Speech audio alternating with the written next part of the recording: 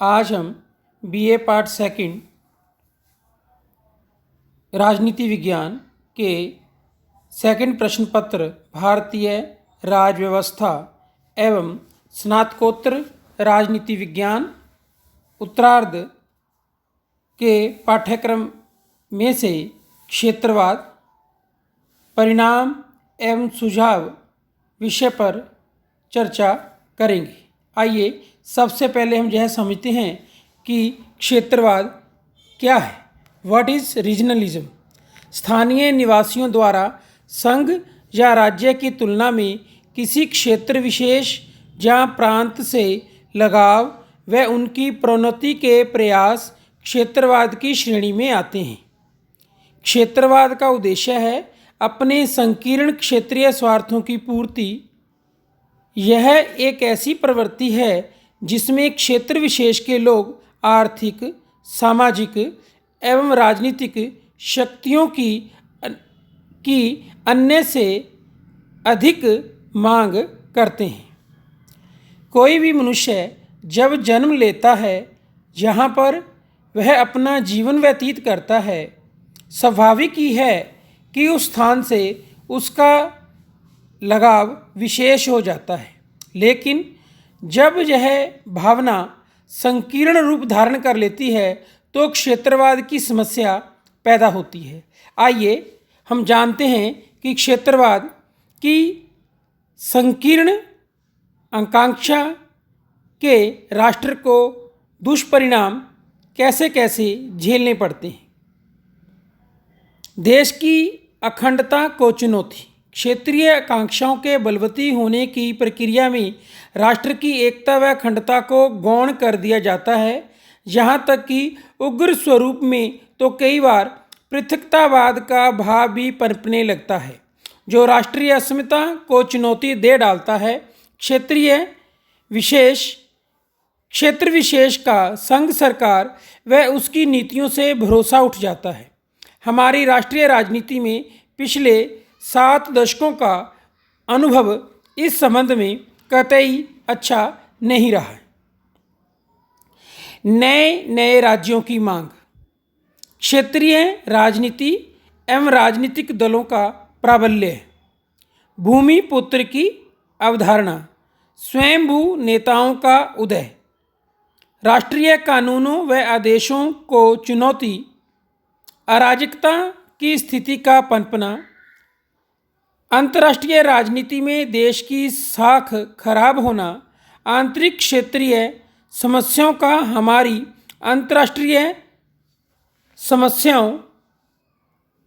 अंतर्राष्ट्रीय छवि को खराब करता है। कभी मानवाधिकार के नाम पर तो कभी लोकतांत्रिक मूल्यों के अनुरक्षण के नाम पर अन्य राष्ट्र हमारी क्षेत्रवाद के आधार पर उठ रही मांगों की आड़ में अंतर्राष्ट्रीय मंचों पर राष्ट्र की आलोचना करते हैं। बार बार नए राज्यों के गठन से देश की एकता एवं अखंडता पर नकारात्मक प्रभाव पड़ता है। अब तक गठित नए राज्यों में से एक भी राज्य सामने नहीं आया है जिसके गठन के बाद विकास दर में अभूतपूर्व वृद्धि दर्ज हुई हो। केंद्र राज्य संबंधों पर नकारात्मक प्रभाव। गठबंधन की राजनीति को प्रोत्साहन। क्षेत्र विशेष के विकास के लिए नीति निर्माण के क्रियान्वयन में दुविधा। अनेक क्षेत्रीय दलों का उदय। क्षेत्रीय विकास के वायदे कर लोगों के धार्मिक विश्वास का प्रयोग वोट बैंक के तौर पर करना। परिणामतः सांप्रदायिकता एवं हिंसा का माहौल उत्पन्न होना। अलगाववाद की भावना, जैसे असम में अल्फा गुट का गठन, मिजोरम में मिजो नेशनल फ्रंट की गतिविधियां अलगाववाद से ही प्रेरित हैं।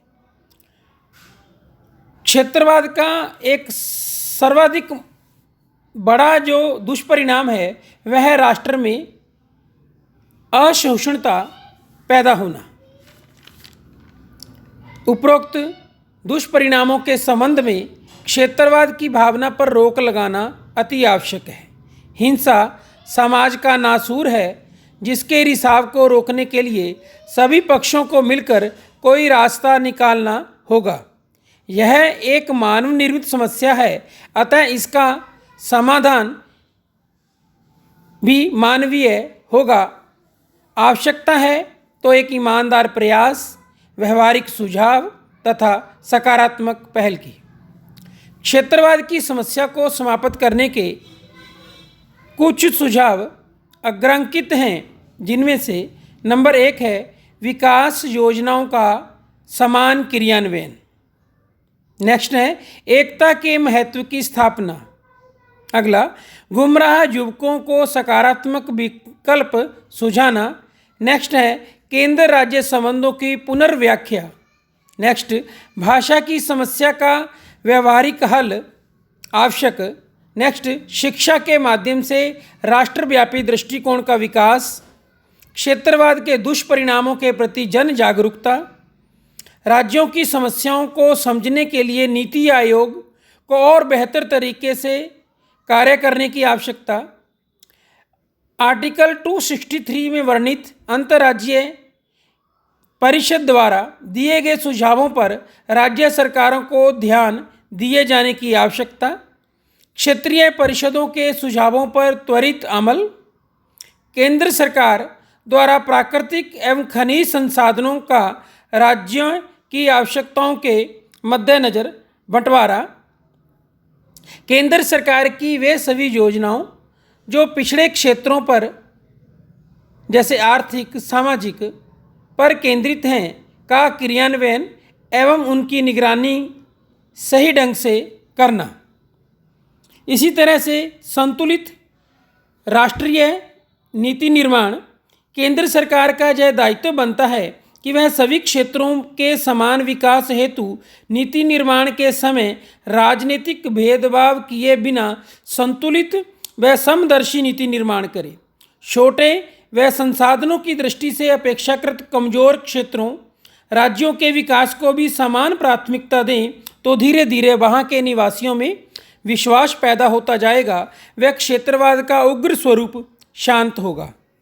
नेक्स्ट है राज्यों में स्थायी आधारभूत ढांचागत विकास। क्षेत्रीय भिन्नताओं में कमी लाने के लिए पिछड़े व अविकसित क्षेत्रों में सिंचाई, बिजली, यातायात व संचार के आधारभूत साधनों के विकास को प्राथमिकता देनी होगी, जिसके दूरगामी सकारात्मक परिणाम सामने आएंगे। नेक्स्ट है विकास के विशेष कार्यक्रमों का परियोजनाओं के रूप में प्रारंभ किया जाना। यह प्रक्रिया सरकार ने प्रारंभ कर दी है। सूखा संभाव्य क्षेत्र विकास कार्यक्रम DPAP, मरु विकास कार्यक्रम DDP, पहाड़ी क्षेत्र विकास कार्यक्रम AADP, जनजाति क्षेत्र विकास कार्यक्रम TADP, विशेष राज्य का दर्जा दिया जाना आदि से क्षेत्रीय असंतुलन को कम किया जा सकता है। प्रशासनिक दृष्टि से छोटे राज्यों का गठन। छोटे छोटे राज्यों से प्रांतीय सरकारों द्वारा स्थानीय क्षेत्र विकास कार्यक्रम सफलतापूर्वक चलाए जा रहे हैं। केंद्रीय करों के वितरण में भी हिस्सेदारी बढ़ती है। सांस्कृतिक भिन्नता को एकीकरण की ताकत बनाना। दूरदर्शन, रेडियो, समाचार पत्रों व अन्य संप्रेषण माध्यमों द्वारा भिन्नता को ही ताकत के रूप में उभारना हमारी पहल हो। संस्कृतियों की पहचान व प्रतिष्ठा देना व उन्हें एक दूसरे के साथ सहचर्य भाव से जोड़ना राष्ट्रीय एकीकरण का माध्यम हो सकती हैं। भाषाई विविधता का सम्मान। हमारा संविधान भी इन्हें मान्यता देकर विविधताओं को स्वीकार कर चुका है। हमें सभी प्रांतों की भाषाओं को परस्पर सम्मान देना होगा। अनुवाद का दायरा बढ़ाना होगा। विद्यालय, विश्वविद्यालय पाठ्यक्रमों में इन्हें समुचित स्थान देना होगा। इस प्रकार क्षेत्रवाद की समस्या के समाधान के उपाय उसके कारणों में ही निहित होते हैं। क्षेत्रवाद पनपने के कारणों को समाप्त करने से ही इस समस्या से छुटकारा पाया जा सकता है। निष्कर्ष के रूप में कहा जा सकता है कि क्षेत्रवाद की विचारधारा को समझने के साथ साथ हमें इस बात पर भी पुनर्विचार करने की आवश्यकता है कि हम सबसे पहले भारतीय हैं, उसके बाद मराठी, गुजराती, राजस्थानी, पंजाबी इत्यादि हैं। हमें अपने व्यक्तिगत हितों को नज़रअंदाज करते हुए देश की संप्रभुता, एकता एवं अखंडता का सम्मान करना चाहिए। वर्तमान परिदृश्य में हमें क्षेत्रवाद के स्वरूप को समझने की आवश्यकता है। यदि क्षेत्रवाद का स्वरूप विकास से जुड़ा हुआ है और लोगों को विकास के लिए प्रेरित करता है तो उचित है। इसके परिणाम सकारात्मक होने चाहिए, ना कि नकारात्मक। क्षेत्रीय विकास के साथ साथ हमें इस बात का भी खासा ध्यान रखना होगा कि क्षेत्रवाद राष्ट्रवाद से ऊपर नहीं होना चाहिए। धन्यवाद।